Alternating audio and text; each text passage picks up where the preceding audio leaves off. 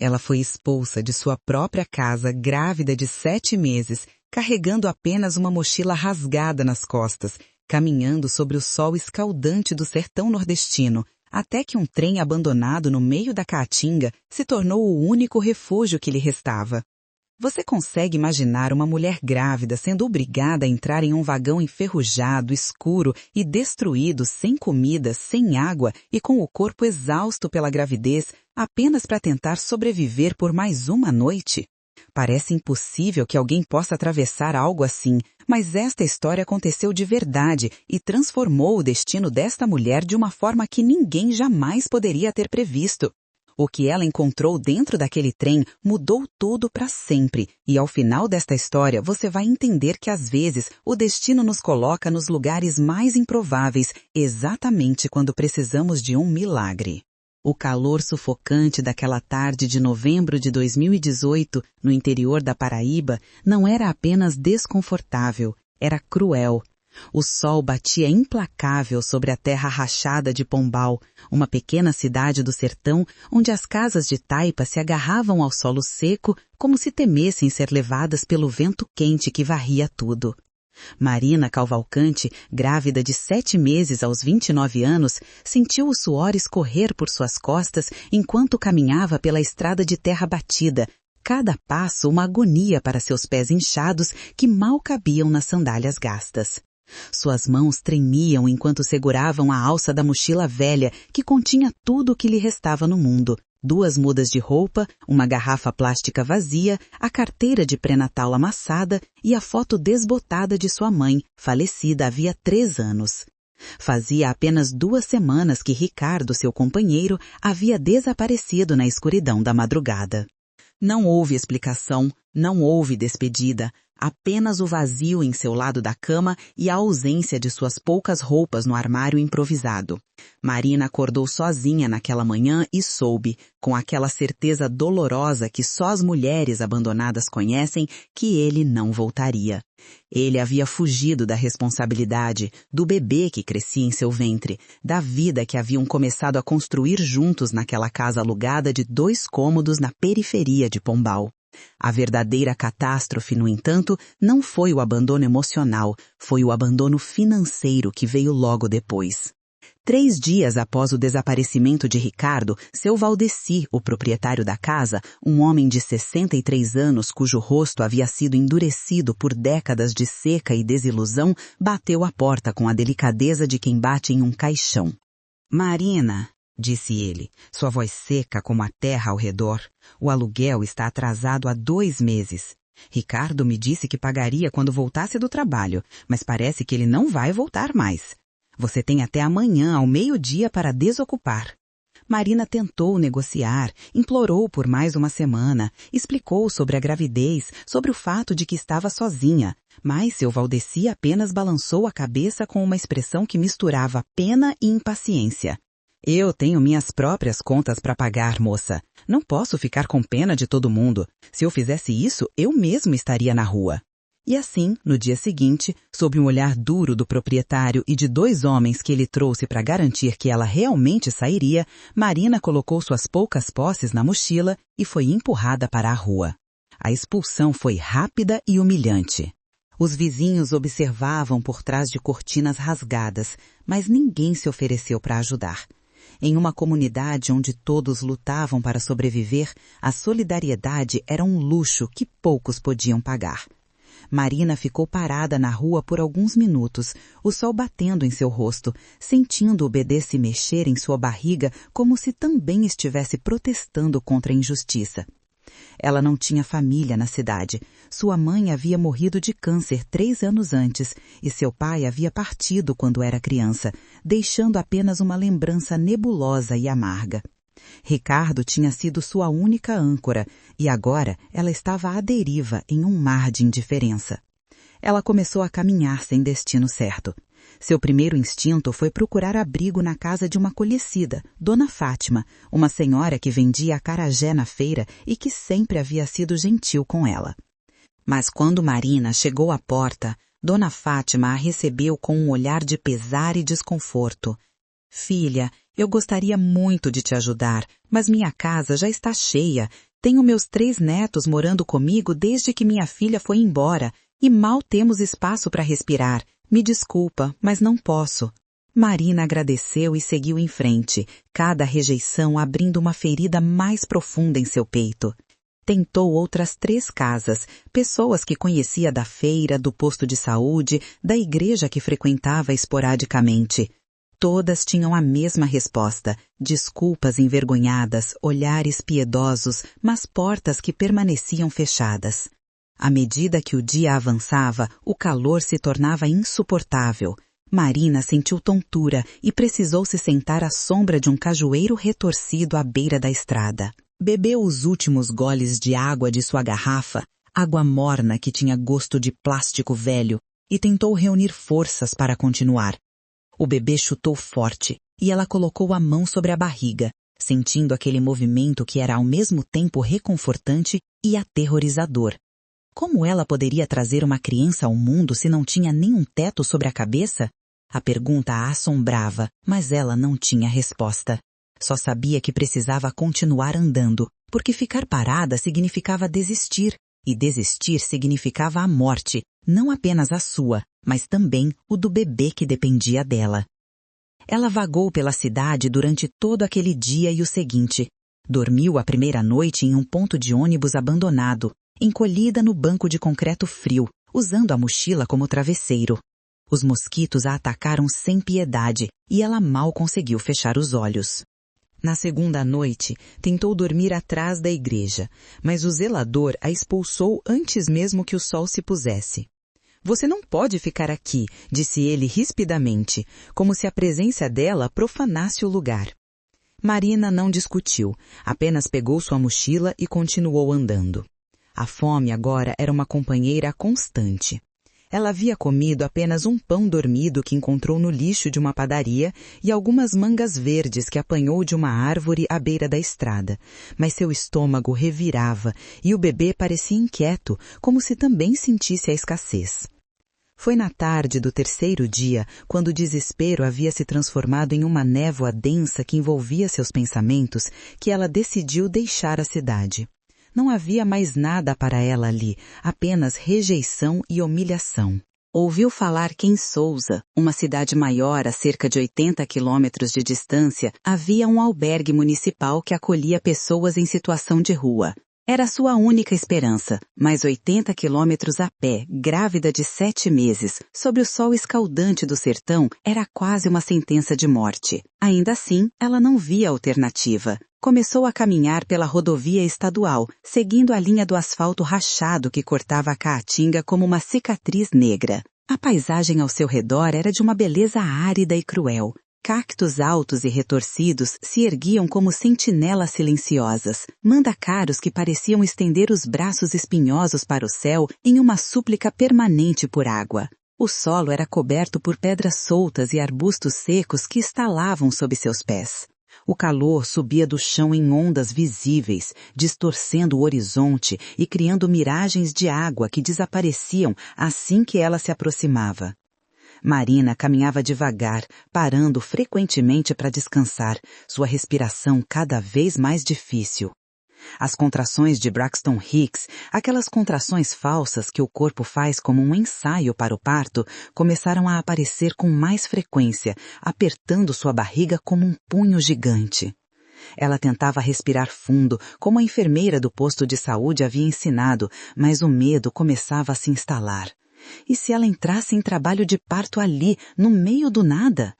Ela andou por todo aquele dia. Alguns carros passavam, levantando nuvens de poeira vermelha que a faziam tossir, mas nenhum parava.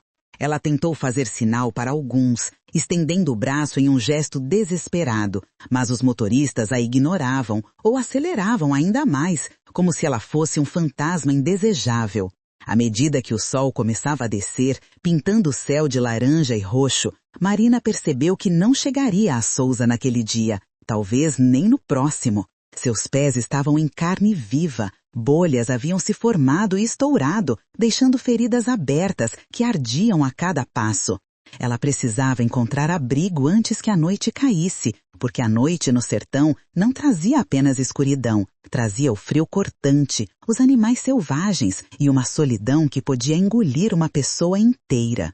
Foi então, quando a esperança era apenas uma brasa quase extinta, que ela viu algo no horizonte. A princípio pensou que fosse outra miragem, uma ilusão criada pela desidratação e pelo cansaço extremo.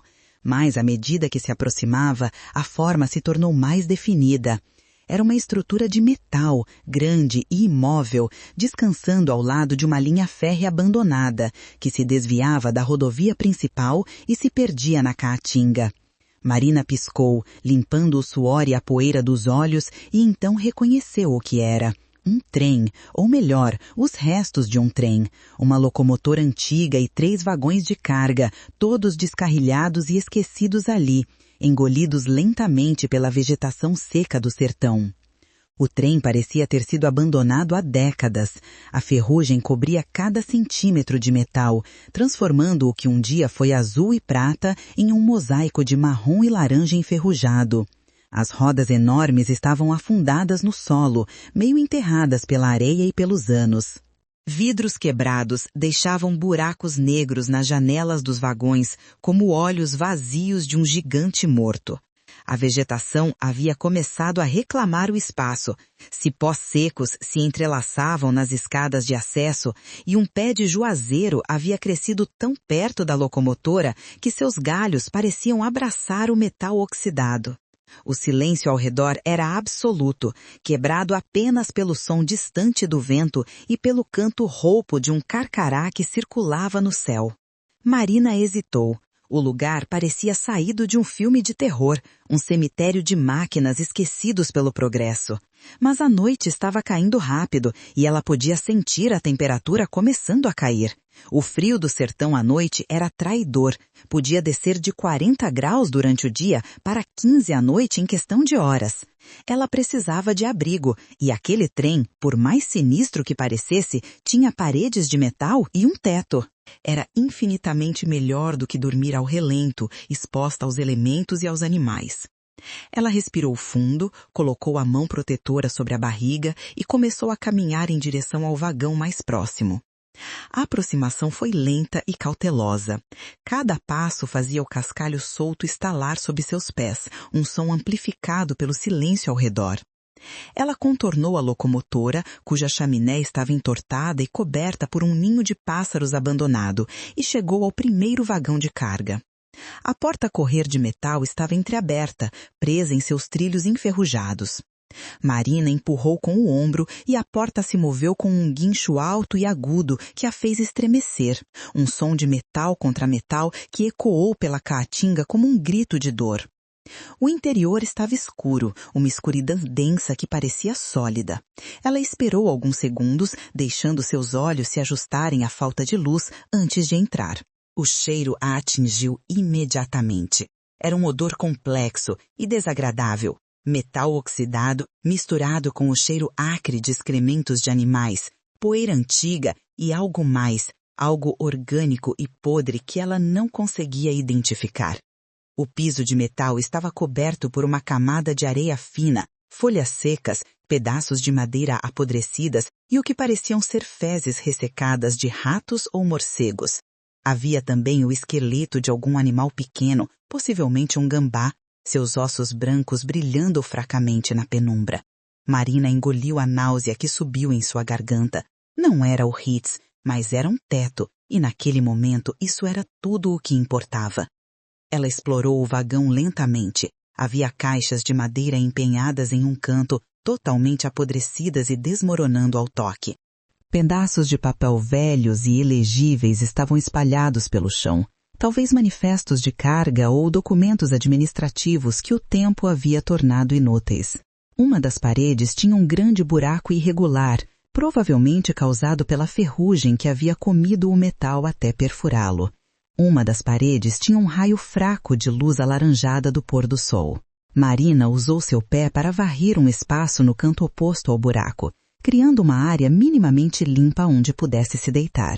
Tirou a mochila das costas com um gemido de alívio, seus ombros doloridos pela carga, e a usou como travesseiro improvisado. Deitou-se de lado, a posição mais confortável que conseguia encontrar com a barriga grande, e fechou os olhos. O cansaço era tão profundo que ela adormeceu quase imediatamente, apesar do desconforto e do medo. Mas o sono foi agitado, cheio de sonhos fragmentados, onde Ricardo voltava, onde sua mãe estava viva novamente, onde o bebê nascia, mas ela não conseguia segurá-lo. Acordou várias vezes durante a noite, assustada por ruídos que não conseguia identificar. O rangido do metal expandindo e contraindo com a mudança de temperatura, o farfalhar de asas de morcegos que moravam no teto do vagão, o uivo distante de um cachorro do mato. Cada vez que acordava, seu coração disparava e ela colocava a mão na barriga para se acalmar, sentindo o bebê se mover, uma presença tranquilizadora mesmo em meio ao caos. O amanhecer chegou não como um alívio, mas como uma revelação cruel da realidade. A luz cinzenta da manhã que entrava pelos buracos e janelas quebradas mostrava o verdadeiro estado do vagão. Era pior do que ela havia imaginado. O chão não era apenas sujo, estava coberto por décadas de abandono. As paredes internas, que um dia devem ter sido pintadas de alguma cor neutra, agora eram uma tela de ferrugem, grafites desbotados e manchas de umidade que formavam padrões grotescos. No canto oposto, ela viu algo que a fez engasgar, o que parecia ser um cobertor velho e ensanguentado, provavelmente usado por algum andarilho ou pessoa em situação de rua que havia passado por ali antes dela. A visão daquilo, a evidência de que outras pessoas desesperadas haviam buscado refúgio naquele mesmo lugar, apenas para depois partirem ou talvez morrerem ali, encheu Marina de um medo profundo. Ela se sentou lentamente, todo o seu corpo doendo. A gravidez já tornava cada movimento desconfortável, mas dormir no chão de metal havia adicionado novas camadas de dor. Suas costas latejavam, suas pernas estavam dormentes e ela sentiu uma cólica baixa no ventre que a fez respirar fundo. Não era uma contração verdadeira, apenas o útero reclamando das condições adversas, mas ainda assim a assustou. Ela sabia que precisava de comida, de água, de cuidados médicos, mas não tinha nada disso. Sua garrafa estava vazia há um dia e a fome agora era uma presença constante, um buraco doloroso que parecia estar devorando-a por dentro. Marina saiu do vagão, piscando contra a luz forte do sol que já estava subindo no céu. O calor do dia estava começando a construir novamente. Ela olhou ao redor, procurando algum sinal de vida, alguma esperança. A linha férrea se estendia em ambas as direções, desaparecendo na distância, engolida pela caatinga. Não havia casas visíveis, nem fumaça de chaminés, nem sons de civilização. Ela estava completamente sozinha. A rodovia por onde havia caminhado ontem estava a alguns quilômetros de distância, além de uma barreira de vegetação densa. Ela poderia voltar para lá, tentar fazer sinal para os carros novamente, mas a ideia de caminhar mais, de ser rejeitada novamente, era demais para suportar. Foi então que ela ouviu um som fraco, quase imperceptível, vindo de algum lugar próximo. Era o som de água corrente. Marina ficou imóvel, pensando que estava alucinando, que a desidratação estava fazendo sua mente pregar peças. Mas então ouviu novamente um murmúrio suave, rítmico. Ela seguiu o som, contornando a locomotora e os outros vagões, caminhando sobre os trilhos enferrujados que estavam quentes sob seus pés. A cerca de 50 metros do trem, escondido por uma formação rochosa baixa e arbustos espinhosos, ela encontrou a fonte do som. Era um pequeno olho d'água, uma nascente, que brotava de entre as rochas, formando uma poça rasa antes de se infiltrar de volta no solo seco. A água era cristalina, refletindo o céu azul intenso, e ao redor da poça havia uma vegetação levemente mais verde, alimentada pela umidade. Marina caiu de joelhos à beira da poça, sem se importar com as pedras afiadas que machucavam sua pele.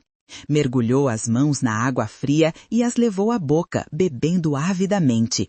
A água era fresca, com um leve gosto mineral e era a coisa mais deliciosa que ela já havia provado. Bebeu até não poder mais, até sentir seu estômago inchar, e então encheu sua garrafa até a borda. A descoberta daquela nascente mudou tudo. Ela tinha água, e água significava que poderia sobreviver, pelo menos por mais algum tempo. A esperança, aquela coisa frágil que havia quase morrido, começou a renascer em seu peito. Ela voltou ao vagão com a garrafa cheia e um pouco mais de energia. Agora que tinha água, precisava encontrar comida. Passou o resto da manhã explorando a área ao redor do trem. Encontrou alguns pés de mandacaru e lembrou-se de que o fruto do mandacaru era comestível. Usando uma pedra afiada, conseguiu cortar um dos frutos, descascá-lo cuidadosamente para evitar os espinhos e comer a polpa branca e suculenta dentro. Não era muito, mas era algo, e a doçura suave do fruto acalmou um pouco a dor em seu estômago. Ela coletou mais alguns frutos, guardando-os na mochila para depois. À medida que o dia avançava, Marina começou a se adaptar ao seu novo ambiente. Era estranho, mas aquele trem abandonado, aquele lugar que inicialmente a havia enchido de medo, estava começando a parecer menos hostil. Era um refúgio, um lugar onde ninguém viria procurá-la, onde ninguém a julgaria. Ela poderia ficar ali, pelo menos até o bebê nascer, e depois, bem, ela lidaria com o depois quando chegasse a hora. Mas a sobrevivência no trem não era fácil. Os dias eram escaldantes e o interior do vagão de metal se transformava em um forno durante as tardes. Marina precisava sair e procurar sombra sobre os arbustos ou debaixo da locomotora. As noites eram frias e ela só tinha as roupas que vestia e um cobertor fino que havia carregado na mochila. Enrolava-se nele o melhor que podia, mas ainda tremia até que o cansaço extremo a levasse ao sono. A fome era uma batalha constante. Os frutos de mandacaru não eram suficientes, e ela começou a sentir fraqueza, tonturas frequentes. O bebê continuava a se mover, mas Marina notou que os movimentos estavam ficando menos vigorosos, como se a criança também estivesse sentindo a escassez.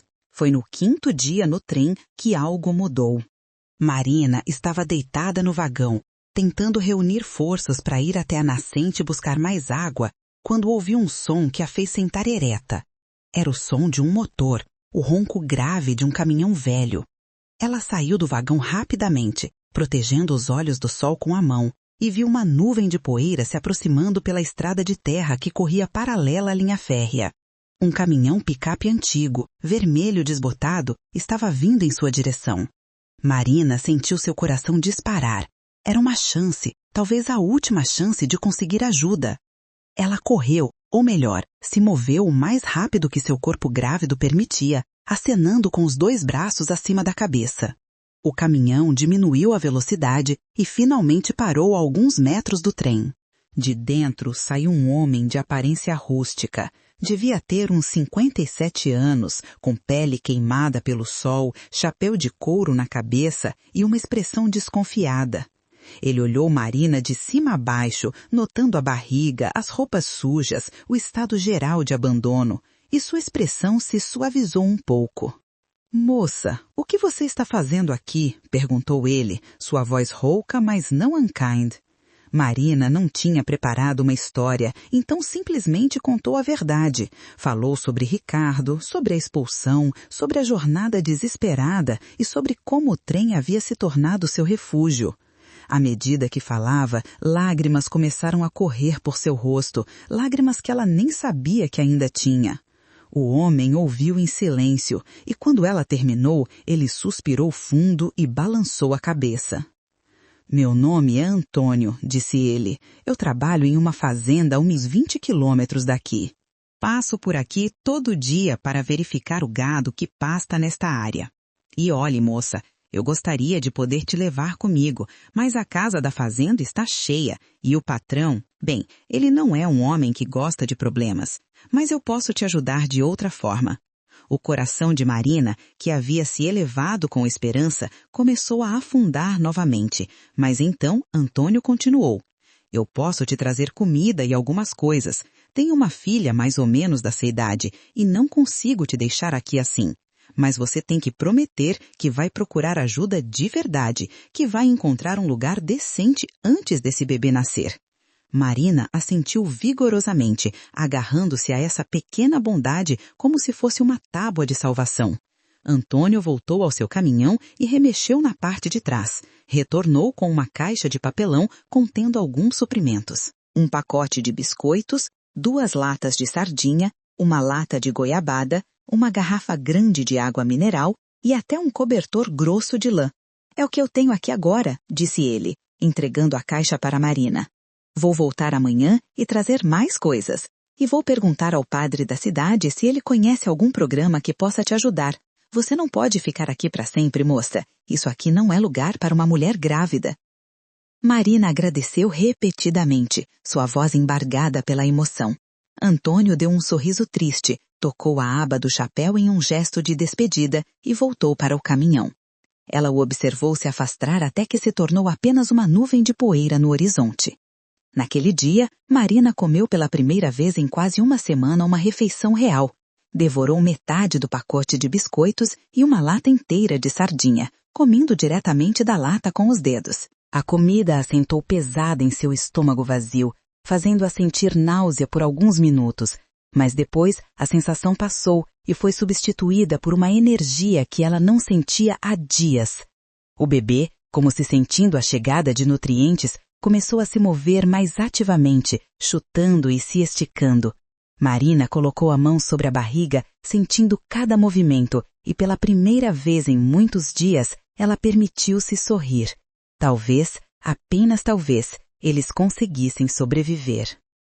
E agora, preciso interromper a história por um momento para pedir algo importante para você que está acompanhando essa jornada incrível. Se você está sentindo a emoção dessa história, se o relato de Marina está tocando seu coração, eu quero que você faça algo por ela e por mim.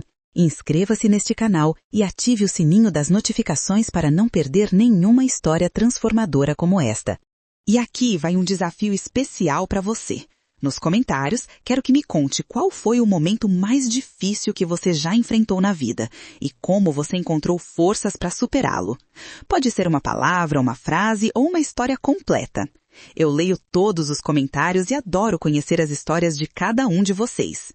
Vamos criar uma corrente de força e esperança aqui nos comentários, porque histórias como a de Marina nos lembram que nunca estamos realmente sozinhos.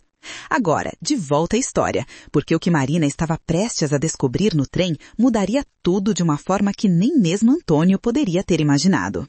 Antônio cumpriu sua promessa. Nos dias seguintes, ele apareceu regularmente, sempre com suprimentos.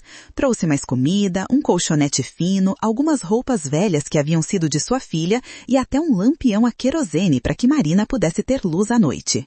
Ele também trouxe notícias. Havia conversado com o padre da cidade, Padre Marcelo, e o padre estava tentando organizar uma vaga em um abrigo para gestantes em João Pessoa, a capital. Mas essas coisas levam tempo, disse Antônio, especialmente no interior. Pode demorar semanas, talvez até o bebê nascer. Você precisa ter paciência. Marina agradecia por tudo, mas no fundo de seu coração, uma parte dela havia começado a se acostumar com o trem. Era isolado, era difícil, mas era dela. Ninguém a julgava ali, ninguém a olhava com pena ou desprezo. Era sua fortaleza particular contra o mundo que a havia rejeitado. Com os suprimentos de Antônio, Marina conseguiu estabelecer uma rotina. Acordava com o sol, caminhava até a nascente para lavar o rosto e encher sua garrafa, comia um pequeno café da manhã de biscoitos ou um pedaço de goiabada e passava as manhãs explorando a área ao redor do trem. Ela havia começado a conhecer aquele pedaço de Caatinga intimamente. Sabia onde encontrar os melhores frutos, onde a sombra era mais densa nas tardes quentes, onde os pássaros faziam seus ninhos. À tarde, quando o calor era insuportável, ela se refugiava dentro do vagão, deitada no colchonete que Antônio havia trazido, lendo e relendo a única revista velha que ele havia incluído em uma de suas entregas. Foi durante uma dessas explorações matinais, cerca de 3 semanas após sua chegada ao trem, que Marina fez uma descoberta que mudaria tudo. Ela estava explorando o segundo vagão, algo que havia evitado fazer antes porque parecia mais instável que o primeiro. A porta estava completamente fechada e ela precisou usar uma barra de ferro que encontrou para fazer a alavanca. Quando a porta finalmente cedeu com um gemido metálico agudo, uma lufada de ar ainda mais viciada escapou, fazendo Marina recuar e cobrir o nariz. O interior deste vagão era diferente do primeiro. Não era um vagão de carga comum. Era um vagão que havia sido convertido em algum tipo de escritório móvel ou sala de armazenamento administrativa. Havia uma mesa de metal pesada fixada ao chão, agora coberta de ferrugem, mas ainda sólida. Prateleiras haviam sido instaladas nas paredes, a maioria desmoronada, mas algumas ainda resistindo. Caixas de arquivo de metal estavam empilhadas em um canto, muitas delas abertas e com papéis espalhados pelo chão, destruídos pela umidade e pelo tempo. Mas o que chamou a atenção de Marina não foram os móveis ou os papéis. Foi um painel na parede oposta que parecia diferente. Enquanto o resto do vagão mostrava sinais óbvios de ferrugem e deterioração, este painel específico parecia mais preservado, como se tivesse sido protegido de alguma forma. Marina se aproximou cautelosamente, seus pés cuidadosos sobre o chão coberto de destroços. Passou a mão pelo painel, sentindo a superfície. Era de metal mais grosso que o resto da parede, e quando bateu nele com os nós dos dedos, o som que retornou era diferente, mais oco, como se houvesse um espaço vazio atrás. Seu coração começou a bater mais rápido. Havia algo ali, escondido propositalmente.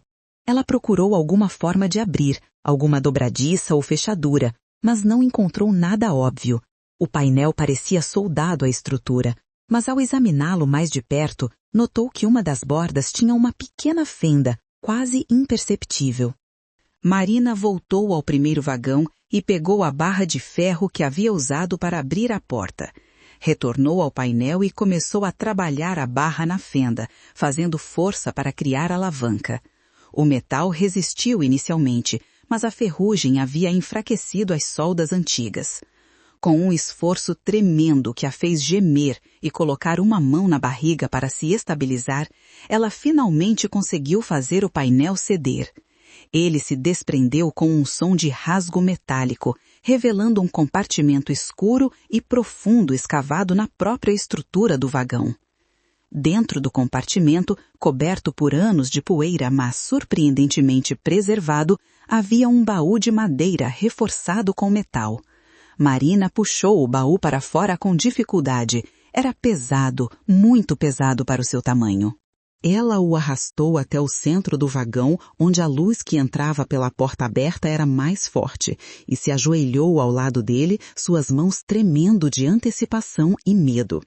O baú tinha uma fechadura antiga, mas não estava trancado. A umidade e o tempo haviam corroído o mecanismo, e quando ela levantou a tampa, ela abriu com um rangido longo e agourento. O que Marina viu dentro a fez prender a respiração. Dinheiro, não notas modernas, mas pilhas e pilhas de cédulas antigas, algumas tão velhas que ela nem reconhecia a moeda. Havia também moedas de ouro e prata, algumas soltas, outras em rolos envoltos em papel amarelado. E abaixo do dinheiro, envoltos em tecido encerado que havia protegido seu conteúdo da umidade, havia documentos. Marina pegou um dos maços de notas com mãos trêmulas.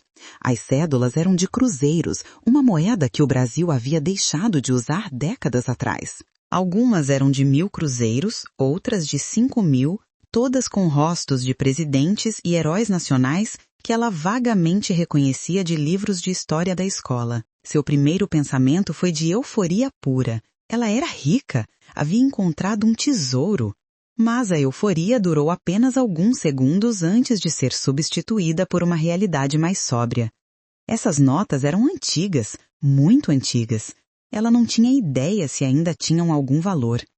O Brasil havia trocado de moeda várias vezes ao longo das décadas, e ela não sabia se cruzeiros antigos podiam ser convertidos em reais modernos. E mesmo que pudessem, como ela, uma mulher grávida sem documentos atualizados, vivendo em um trem abandonado, conseguiria trocar essa quantia em um banco sem levantar suspeitas? Sem ser roubada? Sem que a polícia pensasse que ela havia roubado o dinheiro? Marina deixou as notas de lado e pegou os documentos envoltos em tecido. Desenrolou-os cuidadosamente, com medo de que pudessem se desintegrar ao toque. Mas o tecido encerado havia feito seu trabalho. Os papéis estavam surpreendentemente bem preservados.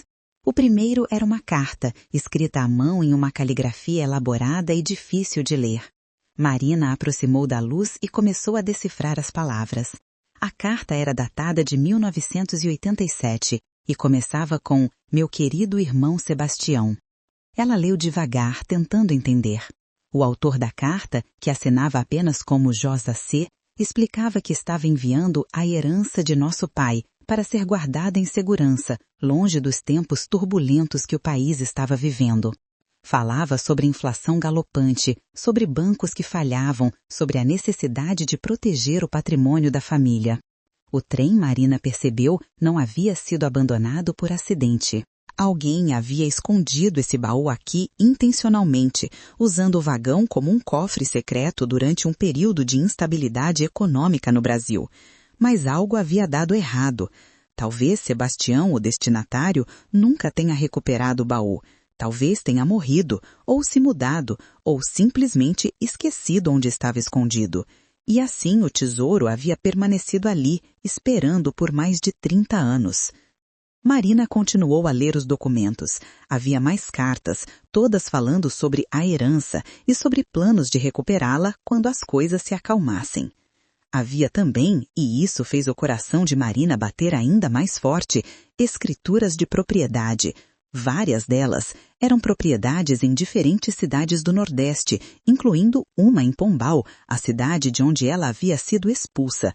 As escrituras estavam em nome de Sebastião Ferreira da Silva e incluíam casas, terrenos e até uma pequena fazenda. Marina olhou para as datas. Todas eram da década de 1980. Ela não tinha ideia se essas propriedades ainda existiam, se ainda estavam em nome dessa pessoa ou se haviam sido vendidas ou confiscadas por falta de pagamento de impostos ao longo das décadas. Mas havia algo mais no fundo do baú, algo que ela quase não viu inicialmente porque estava envolto em um pano escuro. Ela o puxou e desenrolou o tecido. Era um medalhão de ouro, pesado e ornamentado, pendurado em uma corrente grossa também de ouro. O medalhão tinha uma gravação na frente, um brasão de família ou algum símbolo que ela não reconheceu. Ela o abriu e dentro havia 2 fotografias pequenas e desbotadas. Uma era de um homem de meia-idade, sério, de terno, olhando diretamente para a câmera. A outra era de uma mulher jovem e bonita, sorrindo suavemente. Na parte de trás do medalhão havia uma inscrição gravada. Para Sebastião, com amor eterno, Maria Clara, 1965. Marina fechou o medalhão e o segurou contra o peito. Estas eram pessoas reais, com vidas reais, com amores e esperanças. E de alguma forma, seu tesouro havia terminado em suas mãos, passado para ela através das décadas e das circunstâncias impossíveis. Ela sentiu uma responsabilidade estranha, quase sagrada. Não era apenas dinheiro ou propriedades. Era a história de uma família, um legado que havia sido perdido e agora encontrado. Ela passou o resto do dia examinando cada item do baú, fazendo um inventário mental. Havia também joias, algumas peças simples, outras mais elaboradas, anéis, brincos, pulseiras, todas de ouro ou prata. Havia até um relógio de bolso de ouro que, apesar dos anos, ainda estava funcionando quando ela o sacudiu e ouviu o tic-tac fraco. O valor total era impossível de calcular, mas Marina sabia que era significativo, potencialmente suficiente para mudar sua vida completamente, para dar ao seu bebê um futuro que ela nunca havia ousado imaginar. Mas como usar esse tesouro? Essa era a questão que a atormentava enquanto a noite caía e ela se sentava no vagão iluminado pelo lampião de querosene que Antônio havia trazido, olhando para o baú aberto. Ela não podia simplesmente aparecer em um banco ou em uma joalheria com tudo isso. Seria imediatamente suspeita, possivelmente presa. Precisava ser inteligente, cuidadosa, estratégica e precisava de ajuda de alguém em quem pudesse confiar. Quando Antônio apareceu no dia seguinte com sua entrega habitual de suprimentos, Marina o estava esperando na porta do vagão. Ele notou imediatamente que algo havia mudado. Ela parecia diferente, mais animada, mas também mais tensa, como se estivesse guardando um segredo enorme. Antônio, disse ela, sua voz ligeiramente trêmula, eu preciso te mostrar algo. Eu preciso da sua ajuda e eu preciso que você confie em mim. Antônio franziu a testa, preocupado, mas assentiu. Ele a seguiu até o segundo vagão e quando viu o baú aberto com seu conteúdo espalhado ao redor, seus olhos se arregalaram e ele deixou cair a caixa que estava carregando. Meu Deus do céu, sussurrou ele, tirando o chapéu da cabeça em um gesto instintivo de respeito. De onde veio isso, moça? Marina contou a ele sobre a descoberta, sobre o painel escondido, sobre as cartas e as escrituras. Antônio ouviu em silêncio, sua expressão mudando de choque para preocupação e finalmente para uma espécie de admiração cautelosa. Ele se agachou ao lado do baú, pegou uma das escrituras e a examinou de perto. Eu conheço esse nome, disse ele lentamente. Sebastião Ferreira da Silva. Meu pai costumava falar dele. Era um fazendeiro rico da região, mas ele desapareceu nos anos 90. As pessoas diziam que ele havia perdido tudo na inflação, que havia se mudado para o sul ou até morrido. Nunca soube ao certo. Marina sentiu um frio na barriga.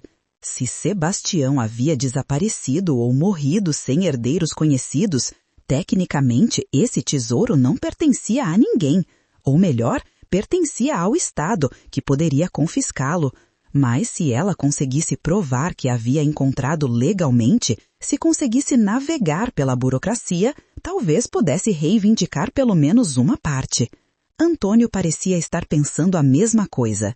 Olha, disse ele, guardando a escritura de volta no baú. Isso aqui é complicado, muito complicado. Você precisa de um advogado, alguém que entenda de leis de herança e de propriedade. E você precisa fazer isso da maneira certa, senão vão te acusar de roubo ou coisa pior. Ele pensou por um momento, coçando a barba grisalha. Eu tenho um primo em Patos, a cidade grande mais próxima. Ele não é advogado, mas trabalha em um cartório e conhece muita gente. Talvez ele possa te indicar alguém confiável. Mas, Marina, você precisa entender uma coisa. Isso pode demorar meses, talvez anos. E enquanto isso, você precisa sair deste trem. Você não pode ficar aqui com um bebê recém-nascido e um tesouro escondido. É perigoso demais. Marina sabia que ele estava certo, mas a ideia de deixar o trem, seu refúgio, a enchia de ansiedade. Onde eu vou? Perguntou ela, sua voz pequena. Antônio colocou uma mão gentil em seu ombro. Deixa comigo, vou falar com minha esposa. A gente não tem muito espaço, mas a gente dá um jeito. Você pode ficar com a gente até o bebê nascer e até a gente resolver essa situação do tesouro. Nos dias seguintes, Antônio trabalhou como um homem possuído. Ele falou com seu primo em Patos, que por sua vez os colocou em contato com uma advogada jovem chamada Doutora Camila, que havia se especializado em casos de direito sucessório. Doutora Camila ficou fascinada pelo caso e concordou em ajudar Marina em troca de uma porcentagem do que fosse eventualmente recuperado. Ela veio pessoalmente ao trem, acompanhada por Antônio, e passou horas examinando os documentos, tirando fotos, fazendo anotações. Isso é incrível, disse ela, seus olhos brilhando com a emoção da descoberta.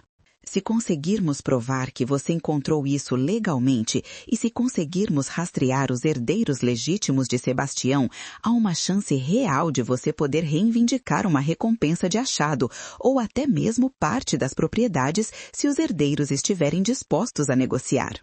O processo legal começou. Doutora Camila registrou a descoberta oficialmente, com Marina como a pessoa que havia encontrado o tesouro. Ela iniciou uma busca por herdeiros de Sebastião Ferreira da Silva, colocando anúncios em jornais locais e consultando registros públicos. Enquanto isso, Marina se mudou para a casa de Antônio e sua esposa, Dona Rosa, uma mulher de coração enorme que a recebeu como se fosse sua própria filha.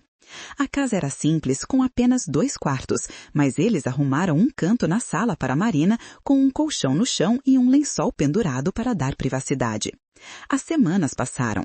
Marina, agora no 9º mês de gravidez, estava desconfortável, mas mais saudável do que havia estado em muito tempo.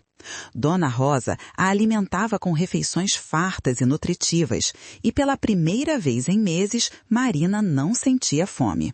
O bebê estava ativo, chutando forte, pronto para nascer a qualquer momento. E então, em uma noite quente de janeiro, as contrações começaram. Dona Rosa, que havia sido parteira no passado, reconheceu os sinais imediatamente e levou Marina para o pequeno hospital municipal em Pombal. O parto foi longo e difícil. Marina lutou por 16 horas, mas quando finalmente ouviu o choro do seu bebê, todas as dores, todos os medos, todo o sofrimento dos últimos meses pareceram valer a pena. Era uma menina, pequena, com apenas 2,8 kg, mas saudável, com um par de pulmões poderosos que anunciavam sua chegada ao mundo. Marina a segurou pela primeira vez, lágrimas correndo livremente por seu rosto, e sussurrou: "Seu nome é Clara, Maria Clara, em homenagem à mulher da fotografia do medalhão." Parecia apropriado, uma forma de honrar o passado que havia salvado seu futuro. Antônio e Dona Rosa estavam na sala de espera e quando a enfermeira saiu para anunciar que mãe e bebê estavam bem, eles se abraçaram e choraram de alegria como se Clara fosse sua própria neta. 2 dias depois, enquanto Marina ainda estava no hospital se recuperando, doutora Camila apareceu com notícias. Ela estava radiante, segurando uma pasta de documentos. "Marina", disse ela, "nós encontramos os herdeiros. Sebastião teve 2 filhos, ambos ainda vivos, morando em Fortaleza. Eles não faziam ideia de que o pai havia escondido esse tesouro. Quando a família foi contatada e informada sobre a descoberta, eles ficaram chocados. Achavam que seu pai havia morrido pobre, que havia perdido tudo. E aqui está a melhor parte. Eles querem te compensar. Eles estão propondo te dar 20% do valor total recuperado, mais a propriedade em Pombal, como agradecimento por ter encontrado e protegido o legado do pai deles." Marina não conseguia acreditar. 20% do tesouro, mais uma propriedade, era mais do que ela jamais havia sonhado. As lágrimas voltaram, mas desta vez eram lágrimas de um alívio profundo e de uma gratidão avassaladora. Doutora Camila continuou explicando os detalhes. O dinheiro antigo precisaria ser avaliado e convertido, um processo que poderia levar alguns meses. As joias seriam avaliadas por especialistas, mas a propriedade em Pombal, uma casa de 3 quartos com um pequeno quintal, poderia ser transferida para o nome de Marina em poucas semanas. Era uma casa simples, mas era uma casa de verdade, um lugar onde ela poderia criar Clara com dignidade.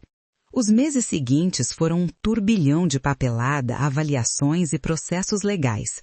Marina permaneceu na casa de Antônio e Dona Rosa, ajudando com as tarefas domésticas o quanto podia enquanto cuidava da pequena Clara. O bebê crescia forte, um raio de sol que iluminava cada canto daquela casa humilde.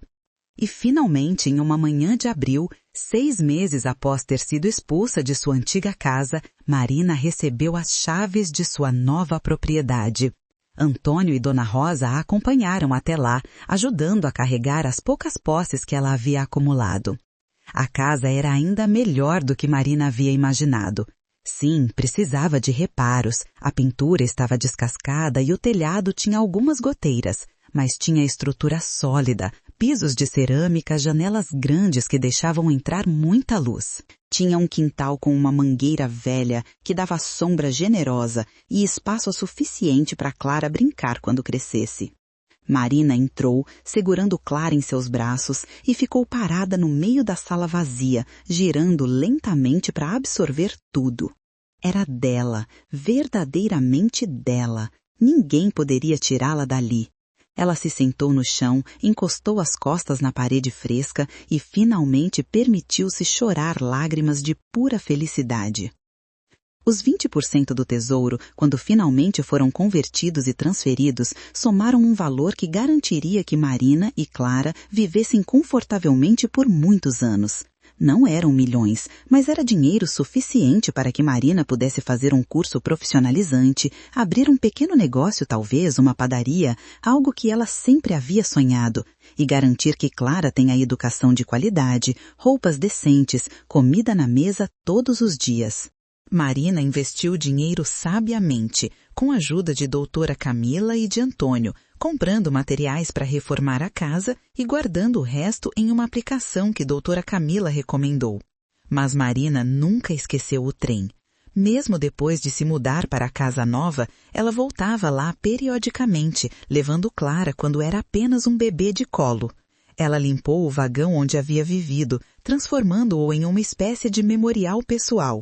Colocou flores silvestres em uma lata velha, pendurou a fotografia de Sebastião e Maria Clara que havia tirado do medalhão e deixou uma pequena placa que ela mesma fez, escrita à mão em uma tábua de madeira: "Aqui encontrei esperança, quando tudo parecia perdido. Obrigada, Sebastião."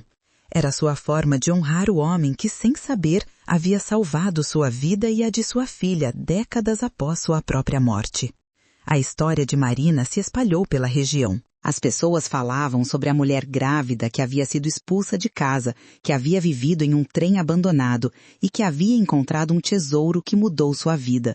Alguns diziam que era sorte, outros que era destino, outros ainda que era a mão de Deus trabalhando de formas misteriosas. Marina não se importava com o que diziam. Ela sabia a verdade. Havia sido uma combinação de desespero, coragem e uma recusa absoluta em desistir, mesmo quando tudo parecia impossível. Anos depois, quando Clara tinha 5 anos e estava começando a fazer perguntas sobre seu passado, Marina a levou ao trem novamente. Elas caminharam de mãos dadas pela caatinga, agora familiar e menos ameaçadora sob o sol da tarde. Clara, com seus olhos grandes e curiosos, olhou para o vagão enferrujado e perguntou: "Mamãe, você morou aqui de verdade?"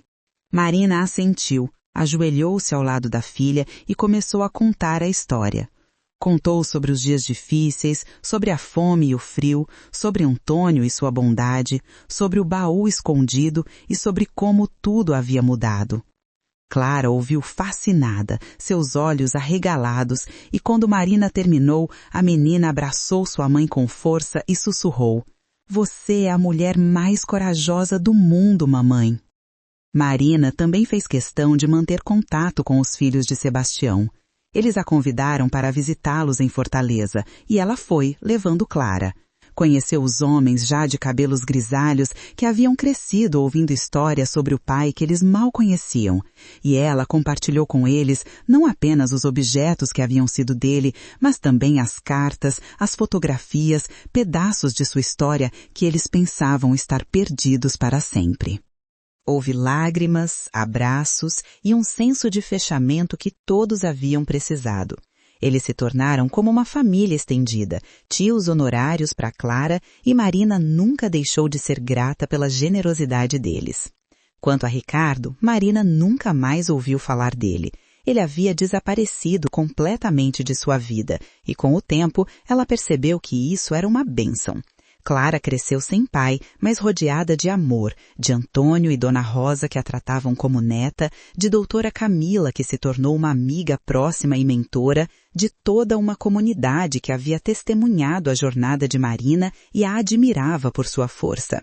E Marina, que havia sido expulsa e rejeitada, tornou-se uma figura respeitada em Pombal. Ela abriu sua pequena padaria chamada Pão da Clara, que rapidamente se tornou popular por seus pães caseiros e bolos deliciosos. Mas mais do que isso, ela se tornou um símbolo de esperança para outros que estavam passando por momentos difíceis. Marina começou a fazer trabalho voluntário, ajudando outras mulheres em situação de vulnerabilidade, oferecendo não apenas assistência material, mas também ouvindo suas histórias, compartilhando a sua própria, lembrando-as de que nenhuma situação é permanente, que há sempre uma saída, mesmo quando não conseguimos vê-la. Ela abriu as portas de sua casa para abrigar temporariamente mulheres grávidas sem lar, oferecendo a elas o que ela própria havia precisado desesperadamente, um lugar seguro, uma refeição quente e a certeza de que não estavam sozinhas. A propriedade que havia sido de Sebastião, a casa que agora era dela, transformou-se em muito mais do que apenas uma residência. Era um farol de esperança, um lugar onde histórias de desespero eram transformadas em histórias de superação. Marina pintou a fachada de um amarelo alegre, plantou flores no jardim e colocou um banco na sombra da mangueira, onde ela e Clara frequentemente se sentavam ao entardecer, conversando sobre o dia, sobre sonhos, sobre a vida. E toda vez que Marina se sentava ali, ela olhava para Clara brincando no quintal, saudável e feliz, e se lembrava do trem abandonado, do desespero daqueles dias, e sentia uma gratidão profunda por ter sobrevivido, por ter encontrado forças onde não sabia que existiam. O trem permaneceu onde sempre esteve, lentamente sendo reclamado pela natureza. Com o tempo, Marina conseguiu comprar o terreno onde ele estava e oficialmente declarou o local como um memorial. Ela ocasionalmente levava grupos de sua comunidade até lá, especialmente jovens em situações difíceis, e contava sua história. Queria que eles entendessem que o lugar mais sombrio pode ser o prelúdio para o amanhecer mais brilhante, que tesouros podem ser encontrados nos lugares mais improváveis e que a verdadeira riqueza não está no ouro ou na prata, mas na capacidade de levantar, de recomeçar, de seguir em frente mesmo quando cada passo parece impossível. E assim, o trem que havia sido um cemitério de metal, um símbolo de abandono e fracasso, tornou-se outra coisa, um monumento à resiliência humana, um testemunho de que às vezes os caminhos mais tortuosos levam aos destinos mais extraordinários. Marina nunca havia planejado sua jornada, nunca havia escolhido o sofrimento, mas havia escolhido continuar, havia escolhido lutar, e essa escolha havia feito toda a diferença. O tesouro que encontrou não foi apenas o baú escondido no vagão, foi a descoberta de sua própria força, de sua capacidade de transformar tragédia em triunfo, de criar vida e esperança a partir do nada. Quando Clara cresceu e foi para a universidade, estudando assistência social porque queria ajudar pessoas como sua mãe havia sido ajudada, Marina se sentou sozinha em sua casa uma noite, folheando um álbum de fotos que havia montado ao longo dos anos. Havia fotos de Clara em cada etapa de seu crescimento, fotos da padaria, fotos com Antônio e Dona Rosa, fotos do trem em diferentes estações. E no final do álbum, cuidadosamente preservada em um plástico protetor, estava a carta original que havia encontrado no baú, a carta de JC para Sebastião. Ela havia lido centenas de vezes, mas naquela noite releu mais uma vez e algo novo a atingiu. A carta não era apenas sobre proteger dinheiro, era sobre proteger o futuro, sobre ter esperança em tempos turbulentos, sobre acreditar que dias melhores viriam. JC estava enviando a herança não porque temia perdê-la, mas porque acreditava que Sebastião a usaria para construir algo melhor.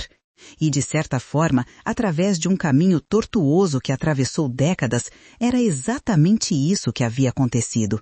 A herança de Sebastião não havia apenas salvado Marina e Clara, havia se multiplicado em bondade, em oportunidades para outros, em uma rede de apoio que continuaria crescendo. Marina fechou o álbum e olhou pela janela para a mangueira em seu quintal, iluminada suavemente pela luz do poste da rua. Pensou em Ricardo e percebeu que não sentia mais raiva ou mágoa. Ele havia feito parte de sua jornada, e se ele não tivesse partido, se ela não tivesse sido expulsa, se não tivesse vagado pelo sertão até encontrar aquele trem, sua vida seria completamente diferente. Talvez não melhor, apenas diferente.